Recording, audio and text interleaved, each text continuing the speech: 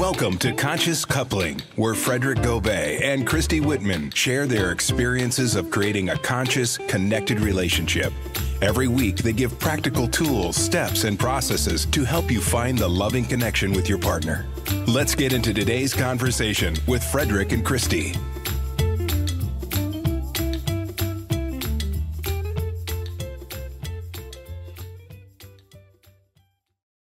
Hey baby, I'm so easy to love.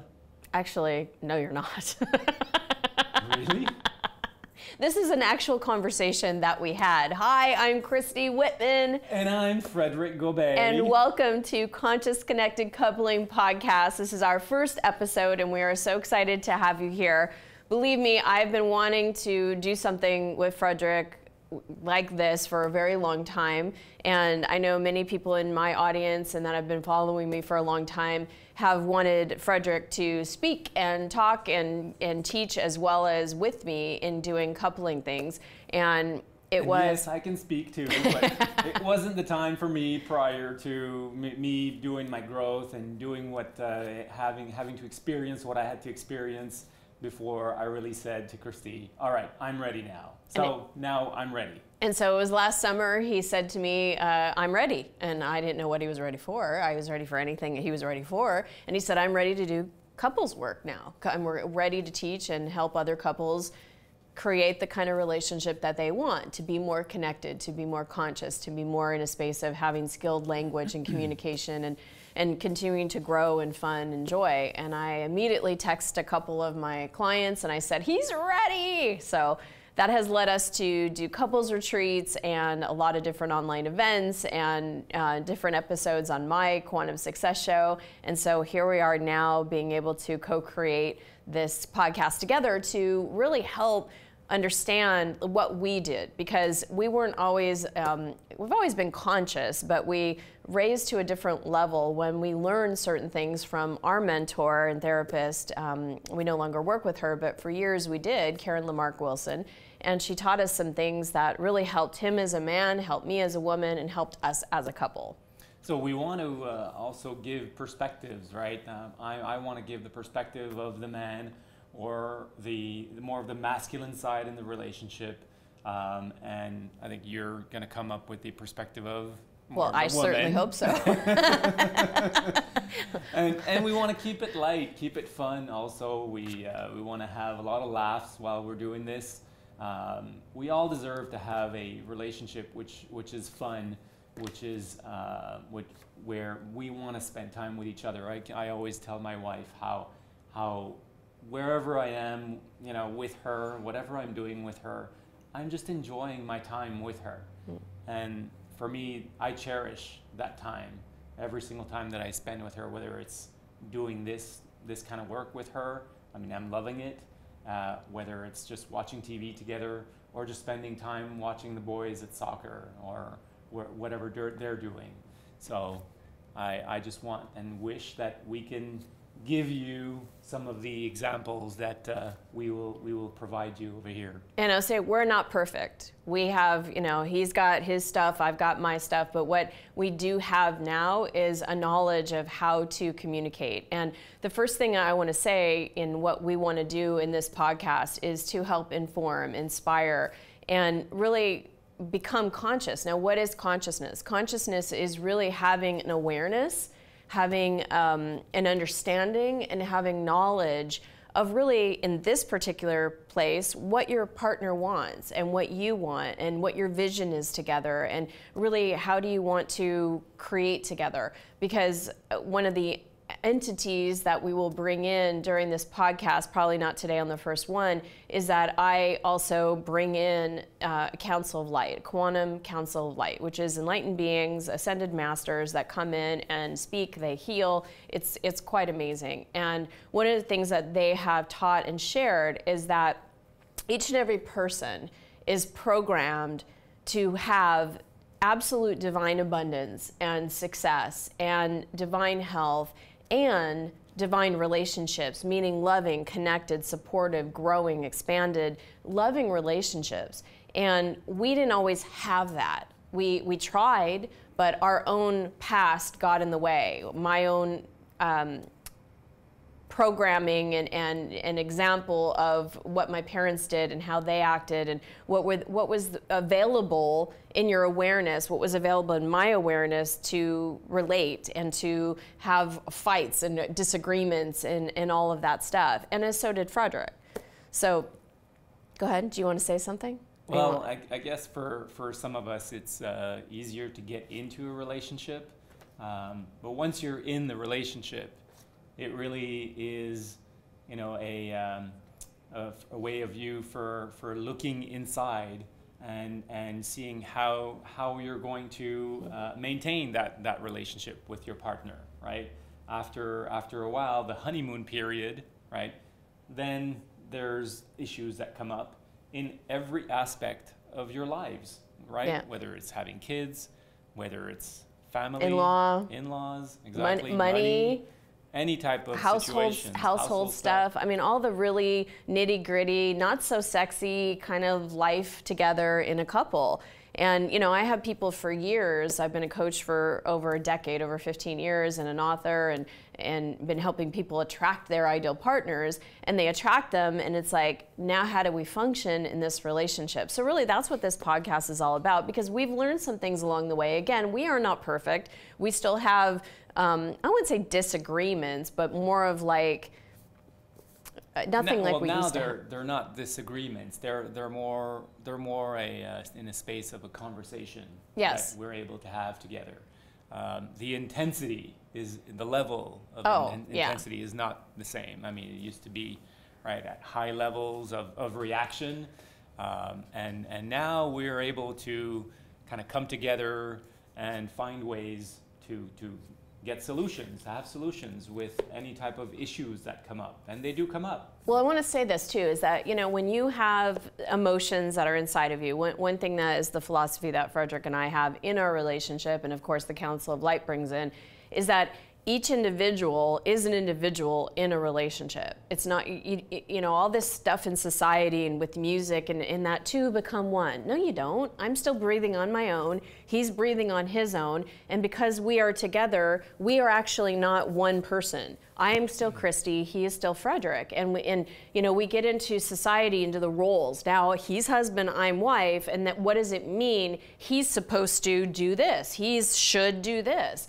And, you know, as a woman, it can be very disappointing if my idea of a husband should do this and he's not that way, now I'm shoulding on him, and vice versa. And so it's important to understand that the individual work you do, your own alignment in your relationship, then connecting together as a couple, what really creates a healthy relationship. And for me, I can speak for myself, is that I had a set point of anger. And I know a lot of women are angry. They're frustrated. They're disappointed with either their life or what's happened, or they're not getting what they want. I mean, anger is really a trigger, an emotion to let us know that either our boundaries are being crossed or that we're just not getting what we want. And so mine was a set point. I was very angry. So no matter what he did, no matter what he said or didn't say, it was like my big, huge anger button was being pushed, and I would be like really reactive.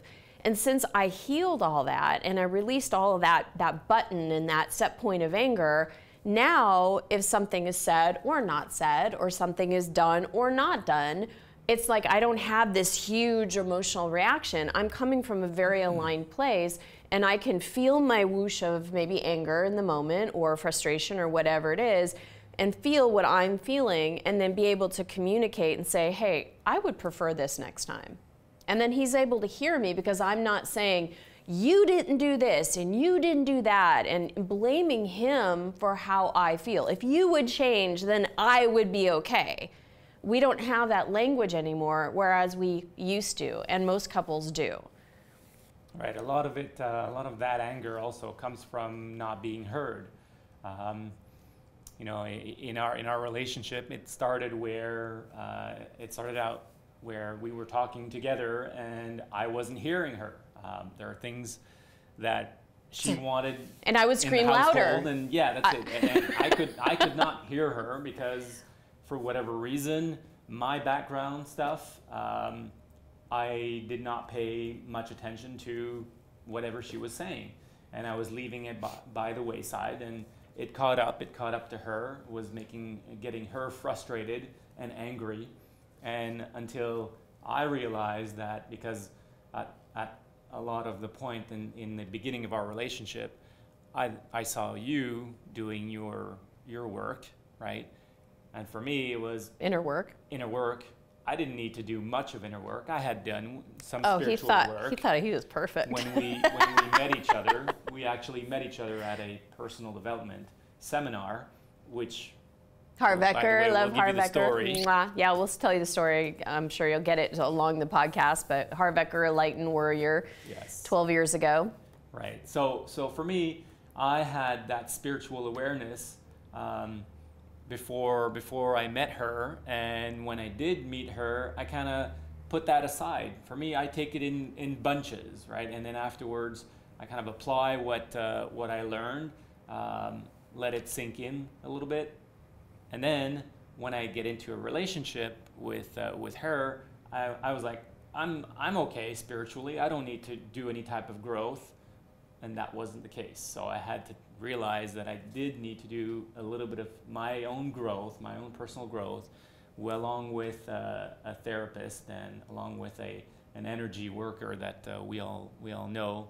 I mean, luckily that space, that person actually helped us tremendously get clearer in our communication together. Yeah, but he would say to me, "Baby, why are you angry? You love me." It was such a minimization of how I was feeling. And, I wanted to be understood. I wanted him to validate. I love John Gray. John Gray is a friend of mine now. But I remember in the 80s when I read Men Are From Mars, Women Are From Venus, one of the biggest things I took away from that book is that men need to be appreciated, women need to be validated. And we're going to talk about this on another show, but nobody can validate your feelings. You have to feel your own feelings. You have to understand your own feelings. And you have to express your own feelings. And I was doing that in as skillful a way as I could, and yet the bigness of my emotions would have him minimizing. You love me. There's never a reason to be angry, which would make me more angry because he was minimizing it, right? So it would make me feel even more crazy. So yeah, I was trying everything that I could in order not to make her angry, in order to, keep her satisfied. Whatever I could do to not have her react, right? Have her do that quick reaction and it wasn't working because all I would do is trying to patch, and so my attention, instead of having it focused on myself, was focused on her way too much. I mean, there is a focus, obviously, because we love each other. It's a different focus, though. But there's a focus also that needs to be within me in order to figure out, all right, what is it that I want? Where is it that I'm doing this that is not serving and is getting her to be angry? And so you just said it perfectly. Like, the difference is, and what most couples do is it's like even Aretha Franklin, love Aretha Franklin, you make me feel like a natural woman, right? Nobody can make you feel. Feelings are a choice. It's actually a decision that we make. And so when he is doing something or not doing something or saying something or not saying something, I have a choice in how I react or respond to that. Kind of feels a little like, what? How could you even choose? No, he's doing this, so naturally you would act like this. Well, when you understand that he is outside of me, and when all of my focus is on him, then it's like it's an outer in type of way of life. And what we're really recommending, and what has absolutely changed our relationship, and I'd love for you to get your perspective on this, is now it's an inner out. I'm able to be Christy. I'm able to have my own connection, first of all. I'm able to have my own process of emotions. I'm able to have my own opinions and preferences. And then I get to share them with Frederick. And now, because I'm more of myself, I'm able to tell him and express to him how I feel and what I want to do and what I prefer and how I feel about this situation, whether it's raising the kids or getting a puppy or whatever it is. And he gets to know me better. I'm not in the role of wife should be like this, or I'm not in the role of, here, I have to be the one to make you feel like a man or make you feel appreciated or any of that kind of stuff. I get to be who I am, and yet he gets to be who he is. And sometimes we don't always have the same preferences. We don't always have the same opinions. We don't necessarily understand each other 100%. But by communicating, this is how, and we're going to talk about it in a couple of shows, using I language instead of you. Not shoulding on each other, really looking at, I look at Frederick now for Frederick. This is who he is. He's not man, that's husband, and should do this and act this way. It allows the individual to be in the relationship, and that's what's connected us so much more. Yeah, we're, I mean, we and I personally, I guess, was thrown in the roles really quickly of you know, right after we met each other. I knew right away that I wanted to be with this woman, I wanted to marry this woman, and I wanted to create my family life. Well, that's all nice, but in reality, now I'm stepping into being a husband, right? Once we're married. A year after we get married, we have kids. I'm stepping into the role of father.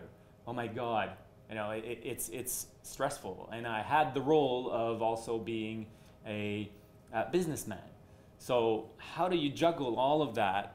And for me, it was pretty stressful. I didn't know how to handle all of these roles, right? Who were my role models? So my father was my role model, and he did whatever he could to show me to be a father. And I didn't realize I was repeating some of the things that he was repeating too, that went from generation to generation, which wasn't necessarily serving me as a husband or as a father. So these are the roles that we kind of get into just by default, I guess. Yeah. And once I realized... Because we don't realize, we don't know anything different. That's consciousness. Exactly. I didn't know I was doing that, but that's what a lot of people, what we do, right? We get into these roles, and how do we act in these different roles? And instead, once I figured out, all right, wait a minute, Frederick is there, and Frederick has a heartbeat, has a soul, has a wanting, has a love for her, and so once I figured out what does Frederick want in the space of fatherhood, in the space of being a husband, in the space of being in business, right? In all aspects, being with friends, actually. Same thing. It's not necessarily a role that we take on. When we kind of look at it from the inside of us, then things start to change from that. And that's one of the aspects that I actually want to talk about that we do in our relationship couples retreat, is that we show people how to come from the I instead of the you, right? So in practical ways, yeah, absolutely. But it's so true what you said. I mean, we fell in love, and within a year and a month we were engaged. Another month later we were married. So within a year and a couple of months we were married. And a year later we had Alex. And then when he was 7 months old, we got pregnant with Maxim. So our boys are 16 months apart. It was like bang, bang, bang. And I was building a business, and it was just a very full thing. And then all of a sudden we found ourselves just not where we wanted to be in our relationship. And that's where we had to roll up our sleeves and start the work.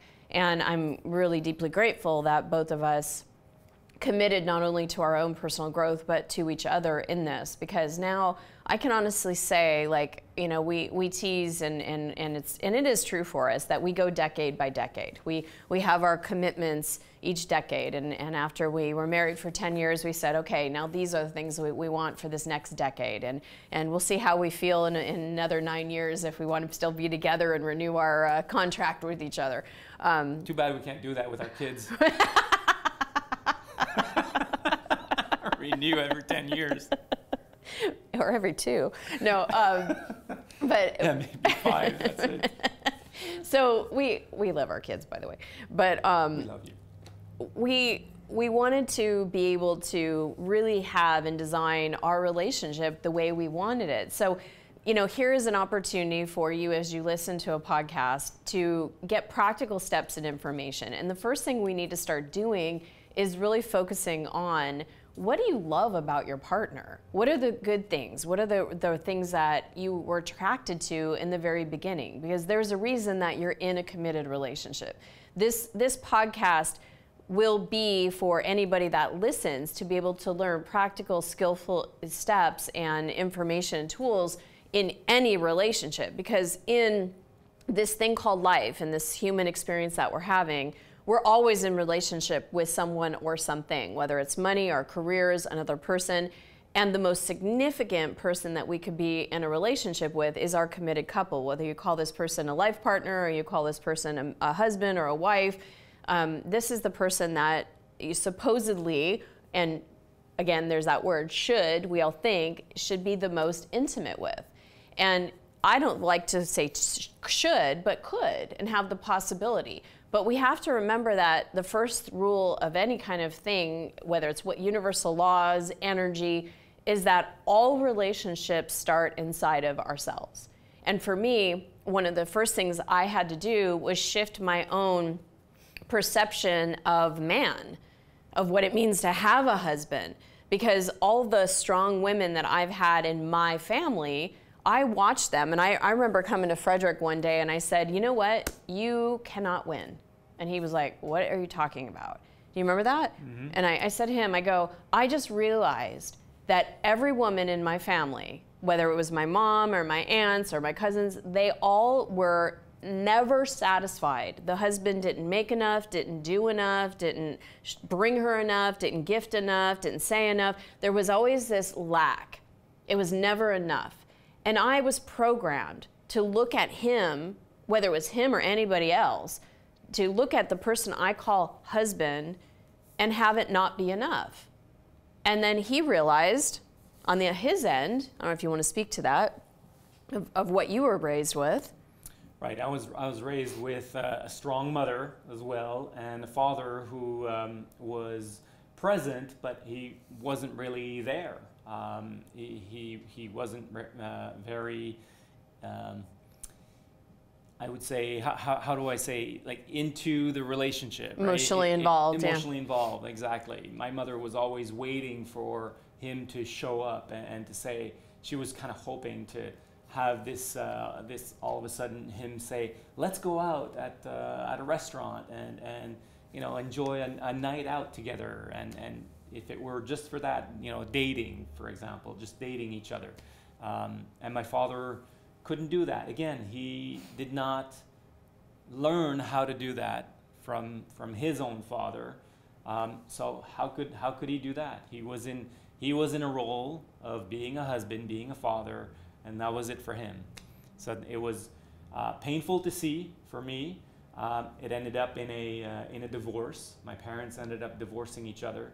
And so that's what I had as an example of my father, of my mother, and it kind of translated into my relationship with Christy. That's why I had to do my work, is that the relationship, I brought what my father had. As soon as I got into the relationship as a husband, I felt like, okay, I didn't need to do anything. It was up to her to run the household, and I could just be free to do whatever I wanted to do. And it didn't feel good inside, but that was what was going on inside of me. So while I was having that moment of, oh my God, you can never do enough, be enough, you know, anything, because from inside of me, my expectation is that I'm always going to be disappointed, because that's the legacy that I was brought with. And he, at the same time, had a perfect matching. I'm going to disappoint anyways, right? So why bother? I'm not doing enough, and I am not enough. So why bother? It's going to end up in disappointment.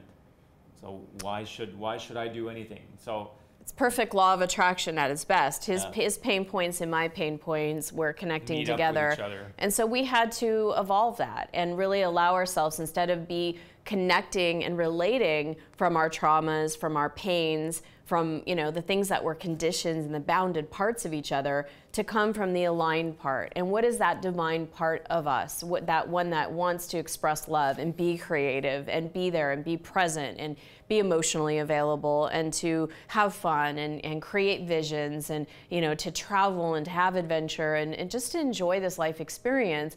We both had to connect with that. And because of that up-leveling of not coming from the lower selves, but coming from a higher selves, our relationship and how we exchange and what we create together is completely different. So we're going to help you all do that. We're going to share our experiences, give tips. But the first thing I want to say as we wrap up today is that really write down and look at what are the things that you absolutely fell in love with your partner.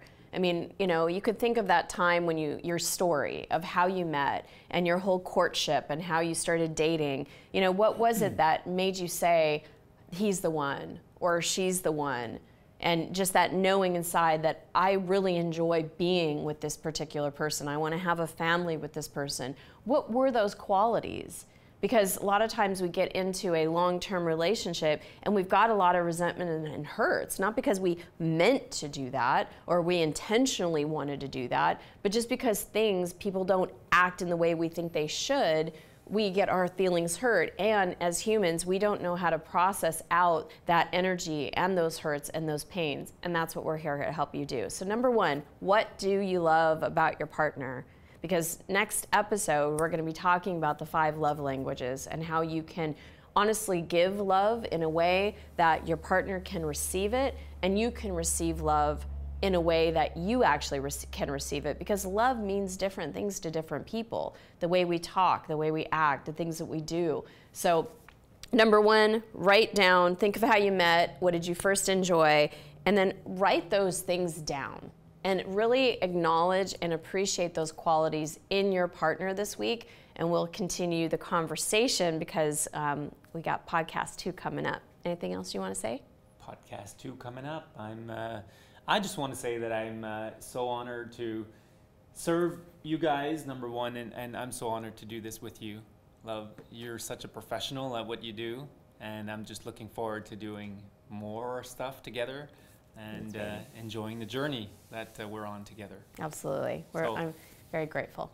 So just also another point to add on that is remind yourselves and go through that story of how you both met, how you met your partner.